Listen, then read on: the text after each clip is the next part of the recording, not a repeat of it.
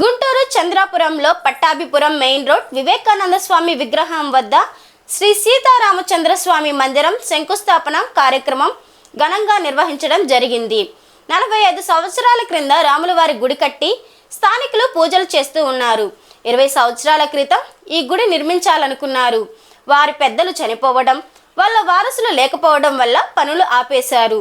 45 సంవత్సరాల సుదీర్ఘ చరిత్ర కలిగిన ఈ దేవాలయాన్ని పునర్నిర్మిస్తున్నాం అని ఏప్రిల్ శ్రీరామనవమి సందర్భంగా గుడి ప్రతిష్ఠ చేయాలని పెద్దలందరూ నిర్ణయించుకున్నామని, భక్తులందరూ కూడా ఈ అవకాశాన్ని వినియోగించుకోవాలని అన్నారు.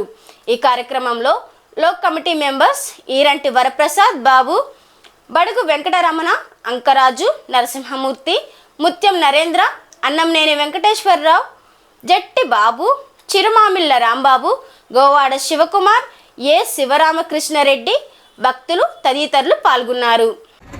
ఈ రోజున మా పట్టాపురం మెయిన్ రోడ్లో గల చంద్రాపురం వద్ద గత 45 సంవత్సరాలుగా చంద్రాపురం అనే ఈ గ్రామంలో 45 సంవత్సరాల కింద రాముల వారి గుడి కట్టి ఇక్కడ స్థానికులు పూజిస్తూ ఉన్నారు. కానీ గత 20 సంవత్సరాల నుంచి ఆ గుడి ఎప్పుడైతే మొదలుపెట్టారో వారు ఆ పెద్దలు చనిపోవడం వల్ల, వాళ్ళ వారసులు ఎవరు ఇక్కడ లేకపోవడం వల్ల అది ఆ గుడి జీర్ణోద్ధరణకు చేరుకుంది. ఈ రోజున స్థానిక పెద్దల అందరూ కూడా డాక్టర్ ఓవి రమణ గారు కానివ్వండి, బడుగు రమణ గారు, జట్టిబాబు గారు, ముత్యం నరేంద్ర గారు, అంకరాజు నరసింహ శర్మ గారు, అలాగే వెంకటేశ్వర గారు, శివకుమార్ గారు, రాంబాబు గారు అని పెద్దలు అందరం కూర్చొని ఒక కమిటీగా ఫార్మ్ చేసుకొని ఆ దేవాలయం ఏదైతే ఉందో అది జీర్ణోద్ధరణ చేసి ఇప్పుడు దేవాలయాన్ని శ్రీ సీతారామచంద్ర స్వామి వారి మందిరంగా పునర్నిర్మిస్తా ఉన్నాం. దీనికి గాను 45 సంవత్సరాల సుదీర్ఘ చరిత్ర ఉంది.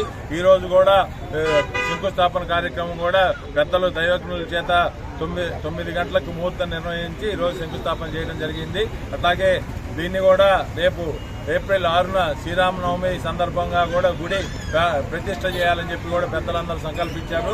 దాని దిశగా మేము నిర్మాణానికి చురుగ్గా పనులు చేస్తా ఉన్నాం. కాబట్టి భక్తులందరూ కూడా ఈ అవకాశాన్ని చూసుకొని స్థానికంగా ఎక్కడా కూడా పట్టాపురం గ్రామంలో కానీ పట్టాపురంలో కానీ ఎక్కడ రామచంద్ర స్వామి వారి దేవాలయం లేదు. కాబట్టి ఇక్కడ నిర్మిస్తున్నారు. కాబట్టి భక్తులందరూ చాలా ఆసక్తిగా వివిధగా విరాళాలు ఇవ్వడానికి ముందుకు వస్తూ ఉన్నారు.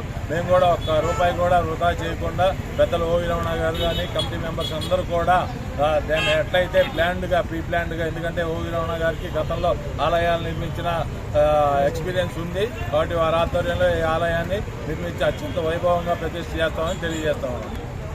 జై శ్రీరామ్, జై శ్రీరామ్, జై శ్రీరామ్, జై శ్రీరామ్, జై శ్రీరామ్.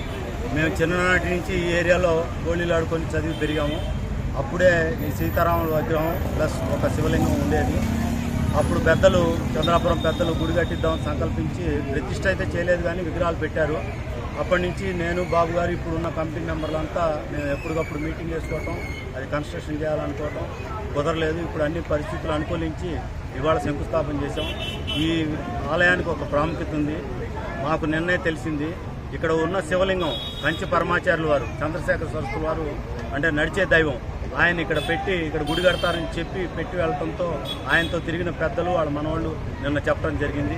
అంత ప్రాసెస్ ఉన్న ఈ దేవాలయం త్వరలో శ్రీరామనవమి రోజు ప్రతిష్ఠ చేయాలని, రామ ఈశ్వరాలయంగా మేము ప్రతిష్ఠ చేయబోతున్నాం. రాముడు ఈశ్వరుడు 2 ఒకటేనని మా సంకల్పం.